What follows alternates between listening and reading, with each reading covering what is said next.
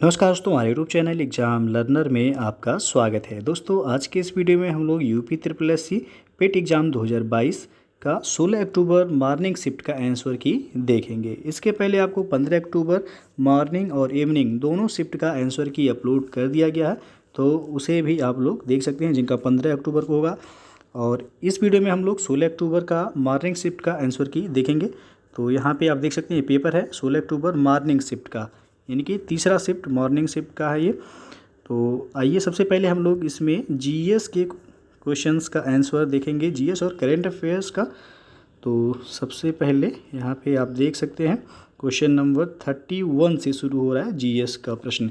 तो इसमें जीएस का जो क्वेश्चंस है, हर्षवर्धन के शासनकाल के दौरान निम्नलिखित में से कौन सी नई राजधानी थी जो थानेसर से स्थानांतरित हुई थी। तो थानेसर से राजधानी स्थानांतरण किया गया था कन्नौज को। यहाँ पे सी ऑप्शन सही हो जाएगा। और अगला क्वेश्चन था, निम्नलिखित में से किस सेना की ताकत छापामार यानी कि गुरिल्ला रणनीति थी। तो ये मराठा सेना का जो है था, यहाँ पे सी ऑप्शन सही हो जाएगा। और अगला प्रश्न है, निम्न हड़प्पा सभ्यता के दौरान डांसिंग गर्ल यानी कि नर्तकी की कांस्य प्रतिमा बनाने के लिए किस तकनीकी का इस्तेमाल किया गया था।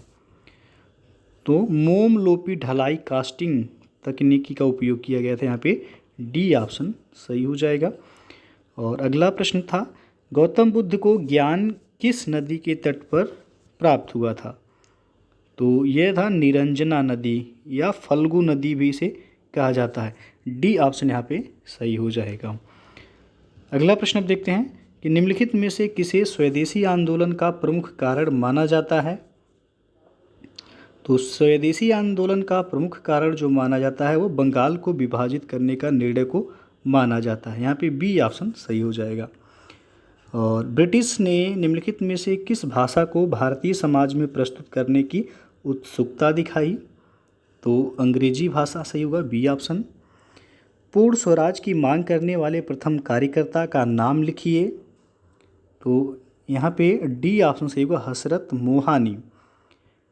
और अगला जो प्रश्न है, फॉरवर्ड ब्लॉक की स्थापना निम्नलिखित में से किसके द्वारा की गई थी। तो सुभाष चंद्र बोस के द्वारा फॉरवर्ड ब्लॉक की स्थापना की गई थी 1939 में। अगला प्रश्न है, खिलाफत मुद्दे को उठाने के महात्मा गांधी के निर्णय के पीछे मुख्य कारण क्या था। तो मुख्य कारण था हिंदुओं और मुसलमानों के बीच अधिक एकता लाने के लिए। यहाँ पे सी विकल्प सही है। अगला प्रश्न है, भारत सरकार अधिनियम 1935 के प्रावधानों में ब्रिटिश सरकार के अंतिम अधिकार का एक उदाहरण कौन सा था। तो वह था प्रांतीय सरकारों पर गवर्नर के लिए विशेष शक्तियाँ। यहाँ पे सी ऑप्शन सही हो जाएगा। और अगला प्रश्न है, विश्व को कितने प्रमुख काल क्षेत्रों यानी कि टाइम जोन में बांटा गया है, यानी कि विभाजित किया गया है। तो 24 टाइम जोन में बांटा गया है। यहाँ पे बी ऑप्शन जो है सही हो जाएगा। निम्नलिखित में से कौन जनसंख्या परिवर्तन का घटक नहीं है। तो इसमें रुग्णता ये जनसंख्या परिवर्तन का घटक नहीं है। इसमें परोसन है, मृत्यु है, जन्म है, लेकिन रुग्णता नहीं है। तो सी ऑप्शन सही हो जाएगा यहाँ पे। अगला प्रश्न है, लक्षद्वीप की राजधानी निम्नलिखित में से कौन सी है। तो लक्षद्वीप की राजधानी कावरत्ती है। अगला क्वेश्चन है, भारत में निम्नलिखित में से किस स्थान पर दिन और रात के तापमान में व्यापक अंतर पाया जा सकता है। तो वह होगा थार का मरुस्थल। यहाँ पे जो है दिन और रात के तापमान में काफ़ी ज़्यादा अंतर पाया जाता है। अगला क्वेश्चन है, निम्नलिखित में से किसमें व्यक्तियों या व्यक्तियों के समूह के स्वामित्व वाले व्यवसाय शामिल हैं।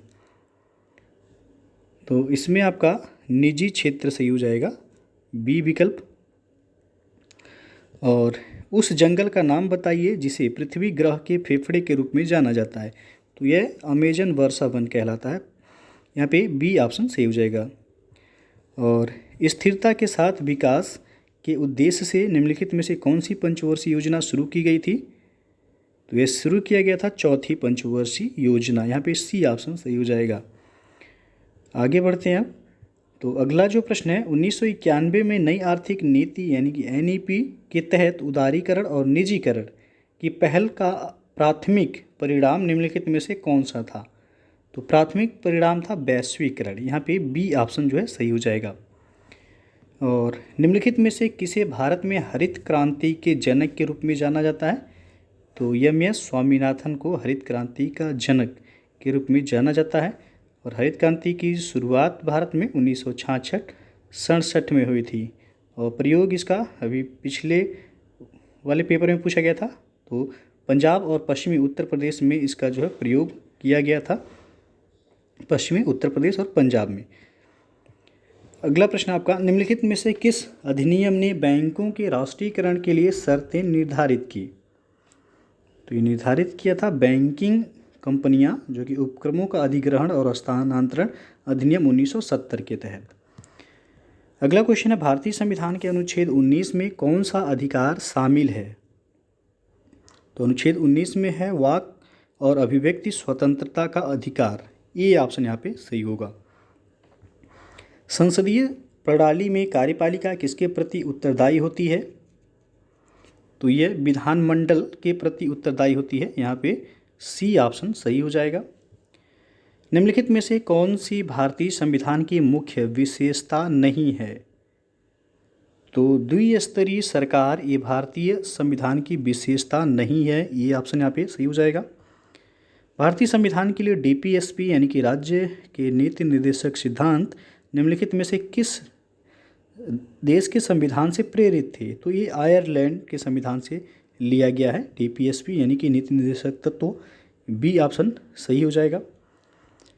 अगला प्रश्न है, निम्नलिखित में से कौन सी एक रासायनिक अभिक्रिया नहीं है? तो पानी का भाप में रूपांतरण ये रासायनिक अभिक्रिया में नहीं आता है। आप पायरिया निम्न में से किसका रोग है? तो यह मसूड़ों का रोग है पायरिया। ये ऑप्शन यहाँ पे सही होगा। फ्लोएम एक ऊतक है जो निम्नलिखित में से किस में पाया जाता है? तो यह पौधों में पाया जाता है जिनका मुख्य कार्य होता है पौधों को भोजन पहुंचाना। तो फ्लोएम और जाइलम दो ऊतक होते हैं पौधों में। तो जाइलम का कार्य है पौधों में पानी पहुंचाना और फ्लोएम का कार्य है पौधों में भोजन पहुंचाना। तो यह पूछा गया है कि किसमें पाया जाता है यह ऊतक? तो पौधों में पाया जाता है। अगला प्रश्न है, भारत की पंचायती राज व्यवस्था में कितने स्तर हैं? तो 3 स्तर हैं पंचायती राज व्यवस्था में भारत के। ये ऑप्शन सही हो जाएगा। और त्रिस्तरीय पंचायती राज व्यवस्था का सुझाव किसने दिया था? तो बलवंत राय मेहता ने जो है त्रिस्तरीय पंचायती राज व्यवस्था का सुझाव इन्होंने दिया था। और 1957 में बलवंत राय मेहता समिति का गठन भी किया गया था इसी संदर्भ में। अगला क्वेश्चन है आपका, 1 हॉर्स पावर लगभग कितने वाट के बराबर होता है? तो ये 746 वाट के बराबर होता है। सी ऑप्शन सही होगा यहाँ। और अगला क्वेश्चन अब देखते हैं जीएस का जो पूछा गया था यहाँ पे कि निम्नलिखित में से कौन सा एसिड कार बैटरी में प्रयोग किया जाता है? तो यहाँ पे आपका डी ऑप्शन सही हो जाएगा, सल्फ्यूरिक एसिड। और अगला प्रश्न आपका जीएस का जो देखते हैं, जीएस और करंट अफेयर्स का जो प्रश्न है तो यहाँ पे आपका है द अन्नामलाई रीड टेल नाम की डैमजल फ्लाई की एक नई प्रजाति की खोज किस राज्य में की गई है? तो ये आपका किया गया है केरल में। सी ऑप्शन यहाँ पे सही हो जाएगा। और अगला प्रश्न अब है, जागृति निम्नलिखित में से किस क्षेत्र से संबंधित शुभंकर है? तो ये शुभंकर है उपभोक्ता जागरूकता का। ए ऑप्शन सही हो जाएगा। महाराष्ट्र में स्थित औरंगाबाद का नया नाम क्या है? तो संभाजी नगर नया नाम है। सी ऑप्शन यहाँ पे सही होगा। अगला प्रश्न है, भारतीय पारंपरिक विज्ञान पर किस देश के सर्वदलीय संसदीय समूह को आयुर्वेद रत्न पुरस्कार से सम्मानित किया गया? तो यूके को सम्मानित किया गया। अगला प्रश्न है, आईएनएस तरकस ने लाल सागर में किस देश के नौसेना के जहाज़ों अल्माज PC-411 और निमेर PC-413 के साथ एक समुद्री साझा अभ्यास का आयोजन किया? तो सूडान। बी ऑप्शन यहाँ पे सही हो जाएगा, सूडान की नौसेना के। अगला प्रश्न अब देखते हैं कि हिमाचल प्रदेश में 21 दिवसीय संयुक्त अभ्यास वज्र प्रहार 2022 किन देशों के बीच संपन्न हुआ है? तो वज्र प्रहार आपको पता ही होगा, भारत और संयुक्त राज्य अमेरिका के बीच जो है आयोजित किया जाने वाला ये सैन्य अभ्यास है। निम्नलिखित में से किस कंपनी ने जुलाई 2022 में भारतीय खिलाड़ियों के प्रदर्शन को बढ़ाने के लिए भारतीय ओलंपिक संघ के साथ दीर्घकालिक साझेदारी की घोषणा की है? तो ये घोषणा किया गया है रिलायंस इंडस्ट्रीज लिमिटेड के द्वारा। अगला प्रश्न है, टाटा पावर सोलर ने किस राज्य में भारत की सबसे बड़ी फ्लोटिंग यानी कि तैरती सौर ऊर्जा परियोजना शुरू की है? तो ये केरल में शुरू किया गया है। बी ऑप्शन सही हो जाएगा। अगला प्रश्न अब देखते हैं कि निम्नलिखित में से कौन सा देश भारत के साथ सबसे लंबी अंतर्राष्ट्रीय सीमा साझा करता है? तो यह करता है बांग्लादेश। बांग्लादेश देखा जाए तो 4096 किलोमीटर के करीब जो है ये सीमा साझा करता है भारत के साथ, जो कि सर्वाधिक लंबी सीमा साझा करता है भारत के साथ। और सबसे कम जो सीमा साझा करता है भारत के साथ वह है अफ़गानिस्तान। अफ़गानिस्तान भारत के साथ केवल 106 किलोमीटर ही सीमा साझा करता है। तो सबसे कम अफ़गानिस्तान, सबसे ज़्यादा लंबी सीमा साझा करने वाला देश है भारत के साथ, वो है बांग्लादेश। तो यहाँ पे सी ऑप्शन सही हो जाएगा। निम्नलिखित में से कौन सी इजराइल की राजधानी है? तो इजराइल की राजधानी है जेरूशलम। और डाक कर्मयोगी पोर्टल का उद्देश्य है, तो यहाँ पे जो है आप देख सकते हैं डाक कर्मयोगी पोर्टल का उद्देश्य पूछा गया है। तो आपका ये ऑप्शन यहाँ पे सही होगा, लगभग 4 लाख ग्रामीण डाक सेवकों की क्षमताओं में वृद्धि से। अगला प्रश्न आप देखते हैं कि जुलाई 2022 में कॉफ़ी बोर्ड ने कॉफ़ी फसलों की जलवायु प्रतिरोधी किस्मों को विकसित करने के लिए किसके साथ एक समझौता ज्ञापन पर हस्ताक्षर किए हैं? तो इसरो के साथ, इसरो यानी कि इंडियन स्पेस रिसर्च ऑर्गेनाइजेशन के साथ। और अगला प्रश्न है, किस दिन को भारतीय वायुसेना दिवस के रूप में मनाया जाता है? तो 8 अक्टूबर को भारतीय वायुसेना दिवस के रूप में मनाया जाता है।